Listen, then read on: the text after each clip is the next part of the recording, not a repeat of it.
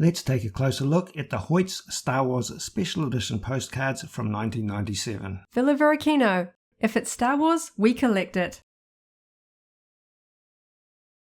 Hello there, thanks for visiting Villa Varykino.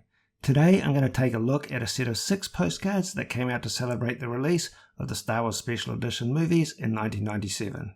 Now, just for a bit of quick context, the span of time between 1986 and 1996 was a difficult time for the Star Wars fan, with little in the way of Star Wars merchandise or general visibility available to keep the franchise alive. There were a few key entertainment milestones, such as the Star Wars role-playing game, the Heir to the Empire novel and series, the Dark Empire comics series from Dark Horse, and the Star Wars X-Wing video game and sequels. But in 1994 things changed when the Star Wars Special Editions were first announced, with sustained media reaffirming the project through 1995. Their release would ultimately build franchise momentum up to the 1999 release of Episode 1 The Phantom Menace, but that project, of course, wasn't the focus at the time.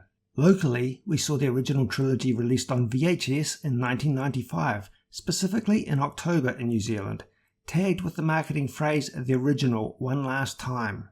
Independent of that, we were even treated to screenings of the original trilogy on TV2 over the Easter long weekend of 1996. Then, in 1997, the remastered and updated special edition versions of Star Wars A New Hope, The Empire Strikes Back, and Return of the Jedi hit theatres. In New Zealand, they were released in quick succession starting in later March, running through into April. And so we come to the set of special edition postcards.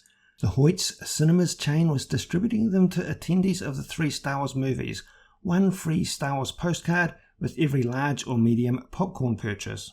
The postcards are approximately 17 centimeters by 12 centimeters, and the rear of the card bears demarcated spaces for a stamp and postal address.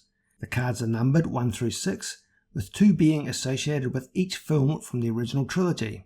The special edition logo and film-specific logos are on both the front and back of the postcards, and the Hoyts Cinemas logo can be found at the bottom left of the card back. A caption on the rear describes the front image. The set of 6 postcards are number 1, X-Wing fighters in battle formation, Han Solo and Wookiee companion Chewbacca, Yoda instructs Luke in the ways of the Jedi, Darth Vader beckons Luke to the dark side.